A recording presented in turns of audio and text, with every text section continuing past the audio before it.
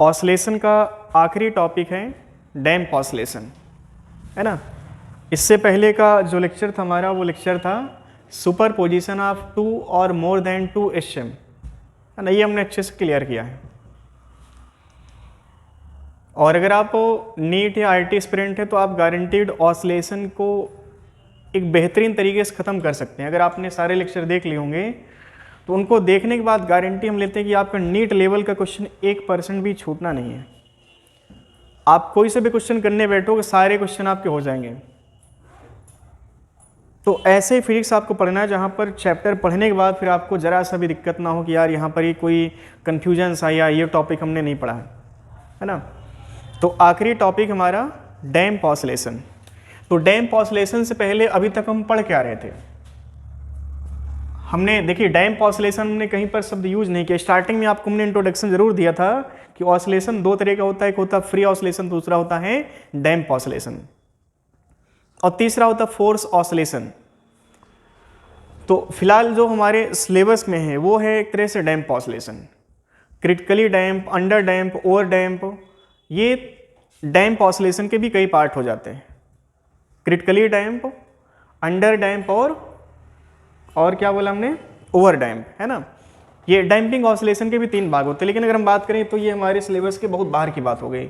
IT में जो जे advance है तो वहाँ पर आपका डैम्प ऑसिलेशन टॉपिक नहीं होता है, जेई मेंस लेवल पर है और नीट लेवल पे, है ना। तो थोड़ा सा आप समझिए कोई खास टफ टॉपिक नहीं है। और हम आपको बताएं कि ये जो टॉपिक है कहीं ना कहीं आपकी जो इक्वेशन निकल के आएगी डैम्प ऑसिलेशन की, ये 2-3 जगहों पर आपको सेम मिलेगा, है ना। अच्छा, हमने जितना भी केस अभी तक डिस्कस किया था, जहाँ पर भी टाइम पीरियड की बात की, चाहे वो आपके स्प्रिंग मास सिस्टम हो, सिंपल पेंडुलम हो, या और भी केसेस हमने डिस्कस किए थे, सभी केसेस में हमने डैम्प ऑसिलेशन की बात नहीं की। हमने उनको क्या माना था, फ्री ऑसिलेशंस। हमने उनको क्या मान के पढ़ा था, फ्री ऑसिलेशन। फ्री ऑसिलेशन का मतलब होता है कि पार्टिकल की जो एम्पलीट्यूड है वो टाइम के साथ कांस्टेंट रहे। आफ्टर एवरी ऑसिलेशन अगर एम्पलीट्यूड, एनर्जी ये सब कांस्टेंट है तो हम कहेंगे पार्टिकल जो है फ्री ऑसिलेशन परफॉर्म कर रहा। डैम्प ऑसिलेशन में ऐसा नहीं होगा। डैम्प ऑसिलेशन में होगा क्या कि टाइम बढ़ते बढ़ते, जब टाइम बढ़ेगा तो वहाँ पर जो एम्पलीट्यूड होगा, एनर्जी होगी, कम होती चली जाएगी। ये डैम्प ऑसिलेशन होता है। तो डैम्प ऑसिलेशन नाम क्यों पड़ा, चूंकि यहाँ पर एक फोर्स आता है जिसको कहते हैं डैम्पिंग फोर्स। और डैम्पिंग फोर्स किन बातों पर डिपेंड करेगा वो भी हम डिस्कस करेंगे। तो चलिए हम इस डैम्प ऑसिलेशन पढ़ने से पहले थोड़ा सा हम फ्री ऑसिलेशन की बात कर लेते हैं। फ्री ऑसिलेशन एक साथ हम डिस्कस कर लेते हैं दोनों को। डैम्प्ड ऑसिलेशन, डिफिनीशन की बात करें तो आप डिफिनीशन लिख सकते हैं। डैम्प ऑसिलेशन का मतलब those oscillation in which energy and amplitude continuously decreasing with time. Damp oscillation का मतलब क्या लिखोगे, those oscillations in which energy, amplitude और decreasing with respect to time. Energy और एम्पलीट्यूड टाइम के साथ अगर डिक्रीज हो रहे हैं तो उनको आप कहोगे डैम्प ऑसिलेशन। फ्री ऑसिलेशन इसके उल्टा आप कहोगे, फ्री ऑसिलेशन का मतलब है कि जहाँ पे एनर्जी और एम्पलीट्यूड में कोई चेंज ना आए, वो टाइम पर डिपेंडेंट पैरामीटर नहीं होंगे, है ना। तो एम्पलीट्यूड और डिस्प्लेसमेंट 2 अलग पैरामीटर है। फ्री ऑसिलेशन कहाँ पर होगा, पहली बात फ्री ऑसिलेशन होगा वैक्यूम में। डैम्प ऑसिलेशन का मतलब जैसे एयर रेजिस्टेंस की बात करें तो आप समझो इस चीज़ को, जैसे मान लो हमने एक सिंपल पेंडुलम का उदाहरण ले लिया। जैसे मान लो एक सिंपल पेंडुलम, सिंपल पेंडुलम का मतलब क्या था, धागा लिया आपने, वहाँ से एक बॉब बांधा और इसको आपने ऐसे झुला दिया। तो क्या किया था, इस तरह से ये झूला झूल रहा था।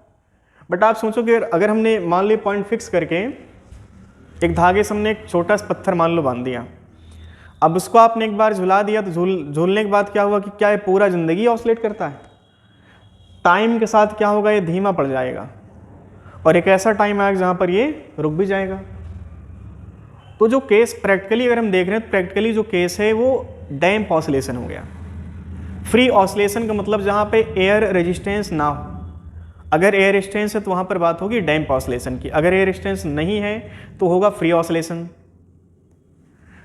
तो जितना भी केस हमने अभी तक डिस्कस किया था वहाँ पर हमने फ्री ऑसिलेशन की बात की थी। अब ऑसिलेशन कोई सा भी है, ऑसिलेशन का मुख्य कारण था by the help of restoring force. Oscillation का मुख्य कारण क्या था, जैसे मान लो कोई पेंडुलम का ही केस ले लेते हैं। ये बॉब लिया और इस बॉब को हमने क्या किया, ऐसे झुला दिया।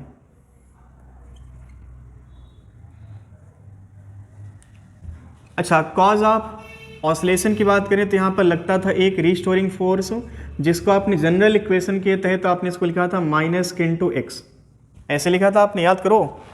हमने एक कॉज ऑफ ऑसिलेशन लिखवाया था -k/x⁴n, और n हमने अलग अलग वैल्यू रख के देखे थे, तो वहाँ पर मोशन अलग अलग निकल के आया था। x की पावर अगर सिंगल है तो ये बन जाता है रीस्टोरिंग फोर्स, को कहा जाता है सिंपल हार्मोनिक मोशन, है ना। अच्छा, f को हम क्या लिख सकते हैं, mass into acceleration, -k/x।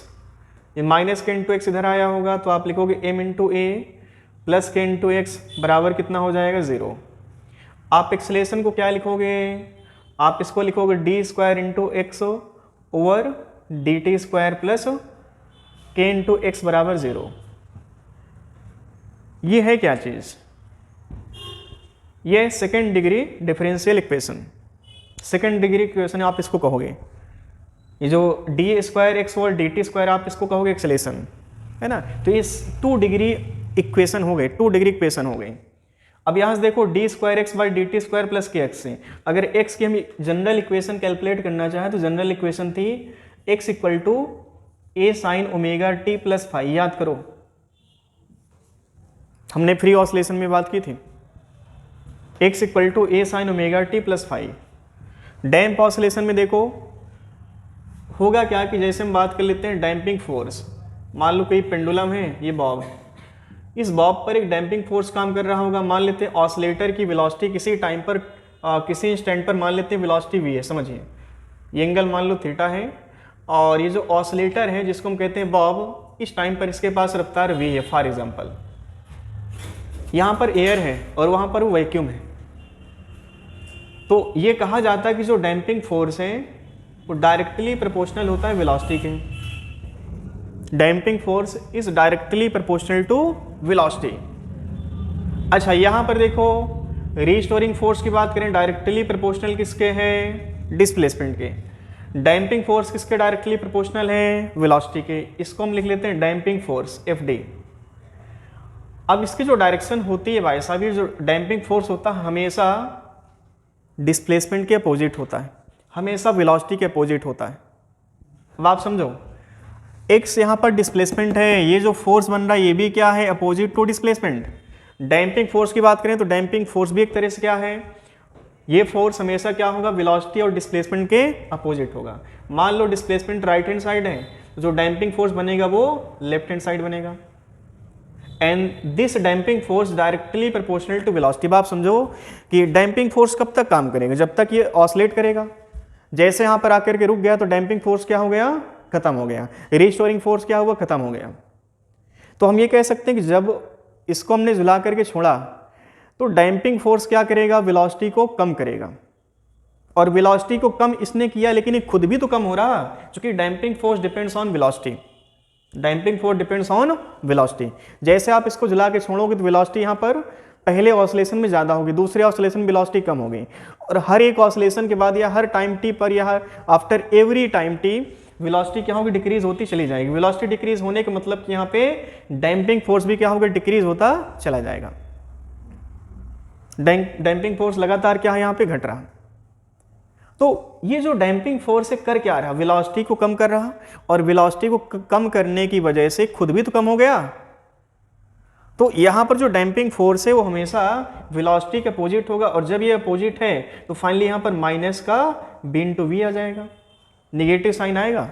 Negative sign क्या बता रहा है कि जो डैम्पिंग फोर्स है हमेशा वेलोसिटी के अपोजिट होगा। जैसे यहाँ पर f = -kx है, ये f हमेशा x के अपोजिट होगा। ये जो b है, b को कहा जाता है डैम्पिंग कांस्टेंट। b को हम कहते हैं डैम्पिंग कांस्टेंट। डैम्पिंग कांस्टेंट ये पॉजिटिव कांस्टेंट होता है, ये निगेटिव कांस्टेंट नहीं होता है। जो b होता है इट इज पॉजिटिव कांस्टेंट। जैसे हम k की बात करें, k भी क्या था, पॉजिटिव कांस्टेंट था। अब आप समझो यहाँ पर अगर आओ थोड़ा सा, तो आपको जो एंगुलर वेलोसिटी मिलेगी, यहाँ पे जो ऑसिलेटर की angular velocity that is ω = √k/m निकल के आती है। √k/m ये स्प्रिंग कांस्टेंट वाला के नहीं, ये मान लेते जनरल कांस्टेंट है। ये कोई जनरल कांस्टेंट है जहाँ पे जो एंगुलर वेलोसिटी है वो √k/m निकल के आई। अच्छा, इस पार्टिकल पर डैम्पिंग फोर्स तो लग ही रहा था, साथ में इस पे लग रहा होगा रीस्टोरिंग फोर्स, है ना। डिस्प्लेसमेंट आज हम मान लेते हैं x है, y न मान के हम x मान लेते हैं। तो आप देखो इस पार्टिकल पर टोटल फोर्स Fd और F दोनों एक साथ लग रहे हैं, तो net force at any stand on the particle that is F equal to minus k into x plus b into v, ऐसे लिखोगे। And this F equal to m into a लिख लो आप इसको, minus k x minus b into v, negative term से इधर ले आओ, पॉजिटिव बन गया होगा क्या, k into x plus b into v, बोलो क्या मिला, 0। अब देखो a को तो हम पहले जैसे लिखे थे d square x over d t square, वैसे आज भी लिख सकते हैं m into d square x over d t square, इसको लिख सकते हैं, प्लस k इंटू एक्स। अच्छा, v को हम क्या लिख सकते हैं, d x by d t, b into d x by d t is equal to कितना बन जाएगा यहाँ पे, 0।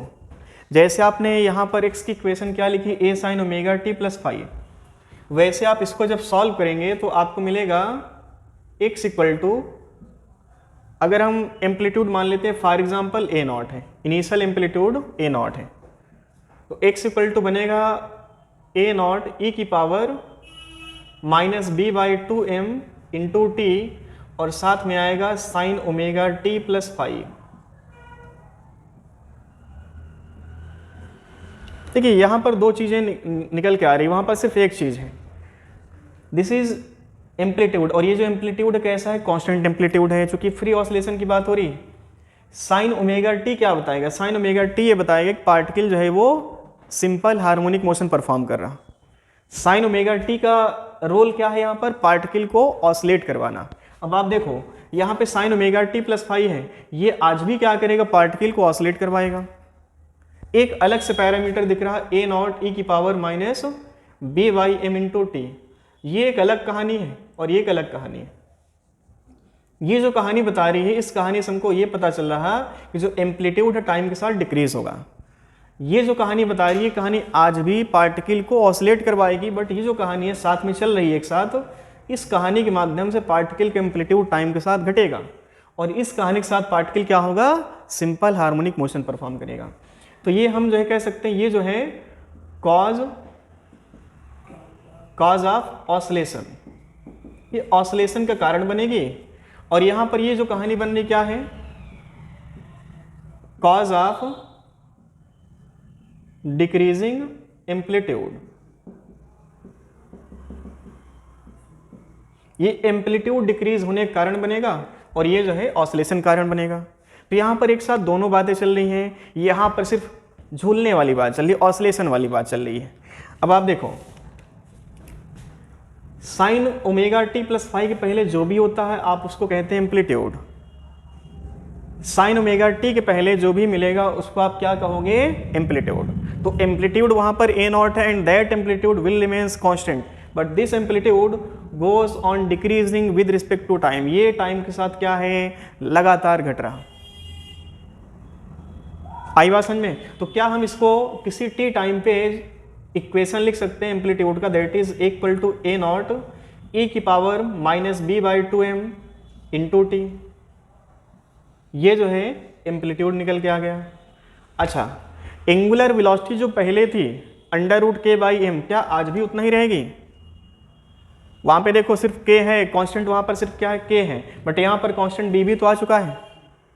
तो यहाँ पर थोड़ा सा एंगुलर वेलोसिटी में थोड़ा चेंज आएगा, ओमेगा इक्वल टू बनेगा √k/m प्लस b²/4m, ये चेंज आएगा।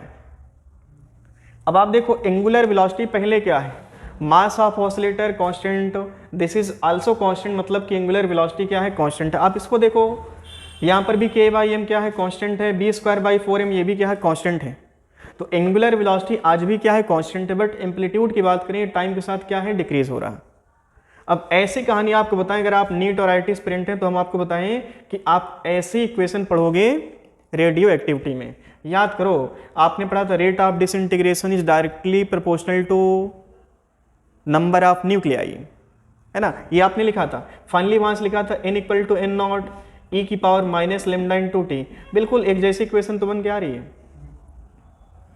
आप ट्रांजिएंट करंट पढ़ोगे, growth and decay of current, तो वहाँ पर भी जो करंट होती है टाइम के साथ वो I equal to I not e की power minus T by L R करके ऐसे कुछ बनता है, ऐसे कुछ बनता है। तो यहाँ पर भी एक्सपोनेंशियल फंक्शन बन रहा है, यहाँ पर एक्सपोनेंशियल फंक्शन और यहाँ पर भी एक्सपोनेंशियल फंक्शन बन रहा है। चार्जिंग ऑफ कैपेसिटर की बात करें तो वहाँ पर भी ऐसी कुछ कहानी बनती है, q equal to q nought e की पावर माइनस टी, और टाइम होता है टाउ होता है, हालांकि टाइम कांस्टेंट कहते हैं इसको, बाई सी आर, ये एल बाई आर, ये आर बाई एल होता है ना। तो ये चीज़ थोड़ा सा याद रखना है। तो कहने का मतलब कि जो इक्वेशन है एम्पलीट्यूड का डैम्प ऑसिलेशन का, ऐसी इक्वेशन आप रेडियो एक्टिविटी में पढ़ोगे और इसको आप पढ़ोगे एसी में, आई बात समझ में। तो आप देखो डैम्प ऑसिलेशन में जो एम्पलीट्यूड है लगातार क्या है, बोलो बोलो, लगातार क्या है, डिक्रीज हो रहा। इधर का हटा सकते हैं क्या हम लोग, चलिए इसको हटा देते हैं। फ्री ऑसिलेशन के बारे में हम पहले जानते हैं, डैम्प ऑसिलेशन आज हमने जाना कि डैम्प ऑसिलेशन होता क्या है। अब आप देखो, अगर हम एम्पलीट्यूड का ग्राफ खींचें विद रिस्पेक्ट टू टाइम, तो हमें ये पहले से पता चल रहा कि एम्पलीट्यूड जो है टाइम के साथ वो डिक्रीज हो रहा। तो यहाँ पर मान लो एम्पलीट्यूड है और यहाँ पे टाइम एक्सिस मान लेते हैं। Initial amplitude t equal to 0 पर क्या मान लेते हैं, ए नॉट। अभी जो एम्पलीट्यूड है टाइम के साथ क्या होगा, डिक्रीज होगा। एम्पलीट्यूड टाइम के साथ डिक्रीज होगा और जो है कहाँ पर जाके 0 होगा, टी इक्वल टू इनफाइनाइट। तो ऐसा कुछ ग्राफ बना होगा, आई बात समझ में। अब आप समझो, अगर हम कहानी लिखें डिस्प्लेसमेंट की, मान लो डिस्प्लेसमेंट है और ये टाइम एक्सिस है, तो मैक्सिमम डिस्प्लेसमेंट की बात करें तो क्या है, वो ए नॉट है।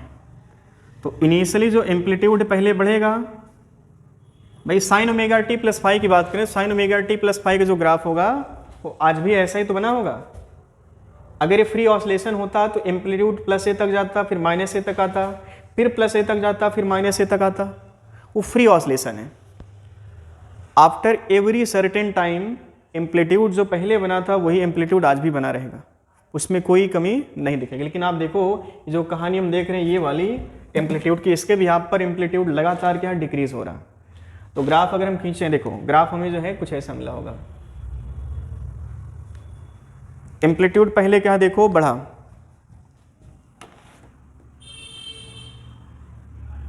फिर एम्पलीट्यूड क्या होगा, थोड़ा सा कम हो जाएगा, फिर एम्पलीट्यूड क्या होगा। अब मैक्सिमम जैसे हम ये कहें कि पार्टिकल मान लो, समझो इस चीज़ को, पहले मान लो पार्टिकल अधिकतम यहाँ तक गया था, जब वापस आएगा तो पार्टिकल हो सकता है कितना जाए सिर्फ, फिर अगली बार इतना ही डिस्प्ले एम्पलीट्यूड बना होगा। तो एम्पलीट्यूड लगातार क्या है यहाँ पे डिक्रीज हो रहा। अब एम्पलीट्यूड डिक्रीज हुआ तो साथ में क्या वेलोसिटी डिक्रीज हो रही है। तो क्वेश्चन यहाँ पर ये पूछता कि डैम्प ऑसिलेशन का जो टाइम पीरियड होगा और जो फ्री ऑसिलेशन था उसका टाइम पीरियड, क्या वो टाइम पीरियड सेम होंगे, डिफरेंट होंगे। तो बच्चे को लगता है कि टाइम पीरियड डिफरेंट होगा, बट ऐसा नहीं है, टाइम पीरियड यहाँ पे सेम रहेगा। ऐसा क्यों हम कह रहे हैं कि जब यहाँ से पार्टिकल चला होगा तो यहाँ से यहाँ तक जाने में इसके पास वेलोसिटी ज़्यादा रही होगी, फिर जो डिस्टेंस कवर किया है ज़्यादा वेलोसिटी कवर किया है, जब घूम करके वापस फिर यहाँ पे आएगा तो इसकी वेलोसिटी और कम हो गई होगी। अब कम वेलोसिटी से कम डिस्टेंस चलना है, ज़्यादा वेलोसिटी ज़्यादा डिस्टेंस चला और कम वेलोसिटी से कम डिस्टेंस चला, तो टाइम दोनों में बराबर ही लगना है, टाइम कम ज़्यादा नहीं होना है। तो एक कंप्लीट ऑसिलेशन का, जब फ्री ऑसिलेशन की बात हुई थी, कंप्लीट ऑसिलेशन का टाइम पीरियड अगर टी था, तो डैम्प ऑसिलेशन में भी जब पार्टिकल ऑसिलेट करेगा तब भी टाइम पीरियड टी ही रहना है, टाइम पीरियड में कोई चेंज नहीं आएगा। बस किस में चेंज आएगा, एम्पलीट्यूड में, और किस में चेंज आएगा, एनर्जी में।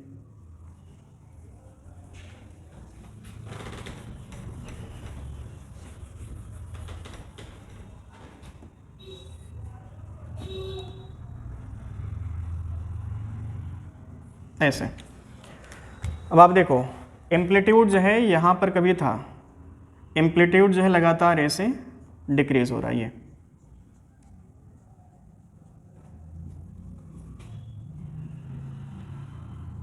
ऐसे एम्पलीट्यूड डिक्रीज होता चला जाएगा। यही ग्राफ तो हमने बनाया नीचे, यहाँ पे डिस्प्लेसमेंट के साथ हमने रिलेट कर लिया और यहाँ पर सिर्फ एम्पलीट्यूड और टाइम का ग्राफ हमने खींचा। आई बात समझ में। तो ये जो है डैम्प ऑसिलेशन हो गया। अब डैम्प ऑसिलेशन कई तरह का होता है, हमने आपको बताया critically damp, over damp, under damp, ये 3 तरह के डैम्प ऑसिलेशन होते हैं।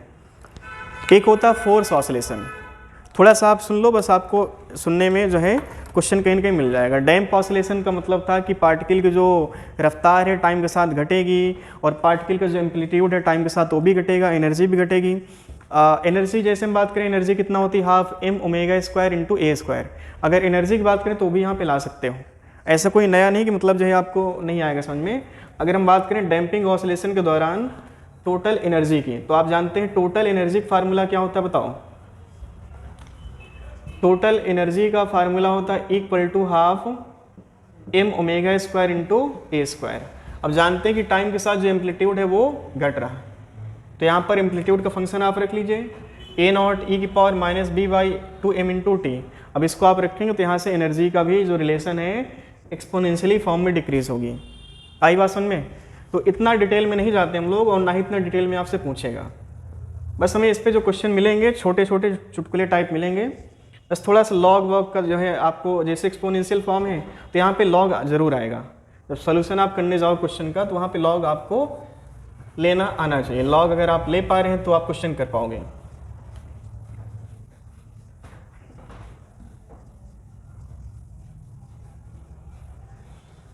अब थोड़ा सुन लीजिए, बस छोटा सा एक टॉपिक है, फोर्स ऑसिलेशन।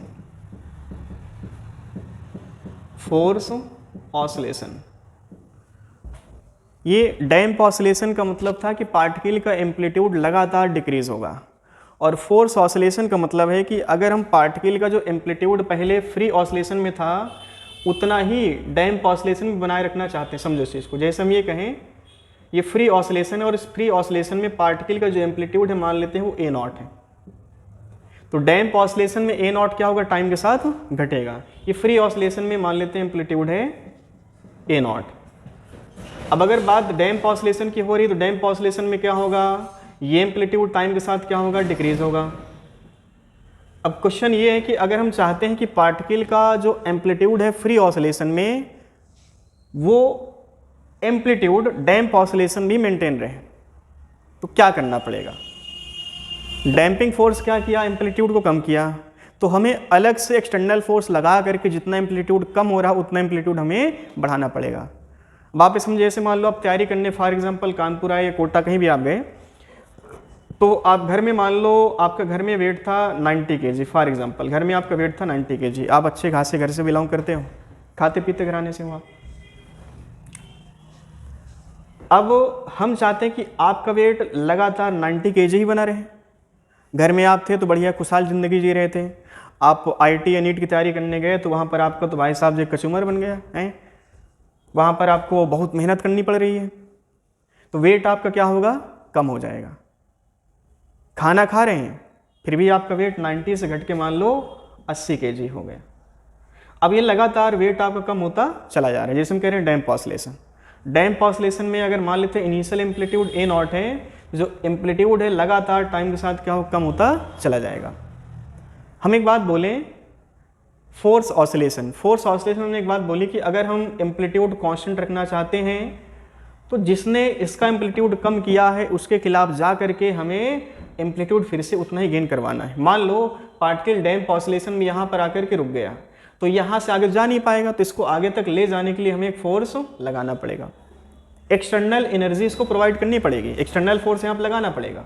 जैसे 90 kg फिर 80 kg हुआ, 70 kg हुआ, तो आपका वेट लगातार कम होता चला जा रहा। अब आप चाहते हैं कि हम घर से आए थे, हमारा वेट 90 था और 90 बना रहे, तो आप क्या करोगे।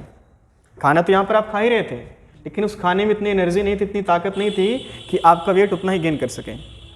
तो आपको अलग से घर से मम्मी क्या कि बेटा जो है तुम्हारा वेट कम हो गया, अब तुम जो है अलग से जो है देसी घी के लड्डू बनाए, सला इसको दबा के खाना तुम जो है। तो 80 घटा, चला तुमने 10 दिन में जो है फिर से 90 गेन कर लिया। तो 90 गेन करने के लिए जो खाना आपको मिल रहा था उस खाने से आपका काम नहीं चल रहा था, आपने अलग से कुछ नरिशमेंट लिया। तो जो अलग से नरिशमेंट हमको देना पड़ रहा ताकि हमारा वेट लगातार उतना ही बना रहे, इसको कहा जाएगा फोर्स ऑसिलेशन। आई बात समझ में। तो फोर्स ऑसिलेशन का मतलब होता है कि जो पार्टिकल का डैम्प ऑसिलेशन में एम्पलीट्यूड कम हो रहा, उस एम्पलीट्यूड को मेंटेन रखने के लिए हमें क्या करना पड़ेगा, अलग से कुछ ना कुछ एक्सटर्नल फोर्स लगाते रहना पड़ेगा लगातार। तो इसका जो एम्पलीट्यूड है वो मेंटेन रहेगा। तो फोर्स ऑसिलेशन हो गया। डैम्प ऑसिलेशन में जो है बस ये जो इक्वेशन हमने लिखा था equal to a not e की power minus b by m b by two m into t, उस पर बेस न्यूमेरिकल पूछ लेता है। तो चलिए एक दो न्यूमेरिकल कर लेते हैं तो अच्छे से कॉन्सेप्ट क्लियर हो जाएगा। तो क्वेश्चन जो गिवन है डैम्प ऑसिलेशन पर बेस है। क्वेश्चन गिवन है the amplitude of a damp oscillator becomes half in 1 minute, the amplitude after 3 minute will be 1/x times of the original amplitude, determine the value of x। मतलब कि यहाँ पर question में जो given है वो कुछ ऐसा दिया है कि जैसे मान लो पहले 1 मिनट में जो एम्पलीट्यूड है वो आधा हो गया, फिर 3 मिनट बाद इनिशियल एम्पलीट्यूड का 1/x हो गया। तो ये जो x है इस x का वैल्यू कितना है। अब आप ये बताओ, हमने आपको पहले बताया था कि after every oscillation after every revolution amplitude goes on decreasing, amplitude हमेशा क्या होगा, डिक्रीज होता चला जाएगा। तो आप ये बताओ कि जो इक्वेशन हम लिखेंगे एम्पलीट्यूड की that is equal to a not e की power minus b by two m into t, ठीक है। अच्छा टी को टी ही रहने देते हैं, 1 मिनट की बात नहीं करते, अभी हम टी रहते हैं।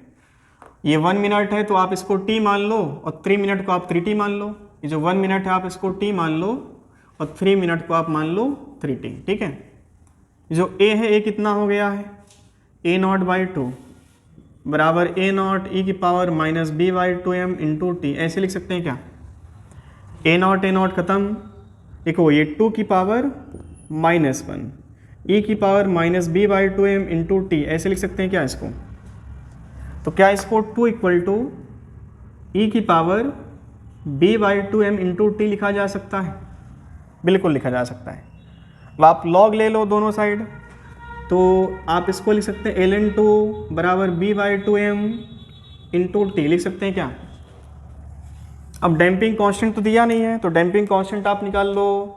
बी इक्वल टू क्या मिला बताओ जल्दी से, बी इक्वल टू मिला होगा 2m/t और इंटू ln 2, ये कहानी नंबर 1 मान लो। अब फिर से क्वेश्चन में ये कहा गया कि after 3 minute amplitude will become 1/x times of original.